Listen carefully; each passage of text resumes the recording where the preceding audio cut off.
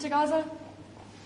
Will I do more aid? Did you talk to Netanyahu the about U.S. is going to do more aid for Gaza, but we'd like to have other countries participate. We're going to mention that to the European Union today. That's an international problem. It's not a U.S. problem. It's an international problem, and we're giving a lot of money and a lot of food and a lot of everything. If we weren't there, I think people would have starved, frankly. They would have starved, and it's not like they're eating well. But a lot of that food is getting stolen by Hamas. They're stealing the food. They're stealing a lot of things. You ship it in and they steal it. Then they sell it. On Friday you said that Europe is being crushed by mass migration, and I wondered whether your friends on the other side of the room agree with you on that. Well, I'd let you respond to that if you like. So, we have been working intensively on the topic of irregular migration. And we have, from the very beginning, said that migration is a European challenge that needs a European answer. As Europeans, we will fulfill our international obligations, as we've done in the past, also in the future. But we, as Europeans, are the ones who decide who comes to the European Union and under what circumstances, and not the smugglers and traffickers. That's the principle in which we are working. I will say this, they did ask me when I got off the plane, immigration, Europe has a tremendous problem, and we do too, but we've sealed our borders. We have nobody coming in, and we have hundreds of thousands of people being taken out, and the bad ones first, and I think we're doing a very good job of that. But it literally registered 0 people last month. You probably saw that, nobody. And Europe has a very similar problem. I think they're going to end up in the same place. You might as well go there quicker.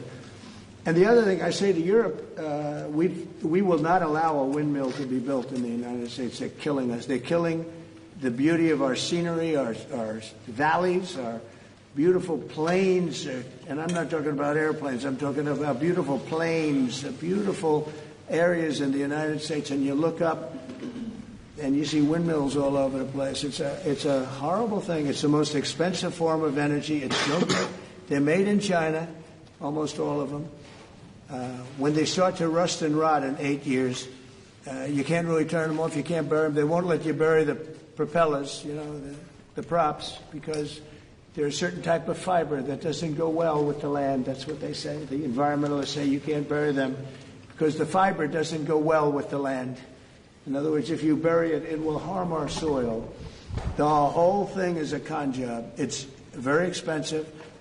And in all fairness, Germany tried it, and wind doesn't work. You need subsidy for wind, and energy should not need subsidy. With energy, you make money. You don't lose money.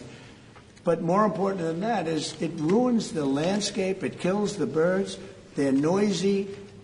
You have a certain place in the Massachusetts area that over the last 20 years had 1 or 2 whales wash ashore, and over the last short period of time, they had 18, okay? Because it's driving them loco. It's driving them crazy. Now, windmills will not come. It's not going to happen in the United States, and it's very expensive, and I would love to see. Today I'm playing the best course, I think, in the world, Turnberry. Even though I own it, it's probably the best course in the world, right? And I look over the horizon and I see 9 windmills. It's like right at the end of the 18th. I said, isn't that a shame? What a shame. You have the same thing all over Europe in particular. You have windmills all over the place. Some of the countries prohibit it, but people ought to know that these windmills are very destructive. They're environmentally unsound, just the exact opposite. Because the environmentalists, they're not really environmentalists. They're political hacks. These are people that they almost want to harm the country.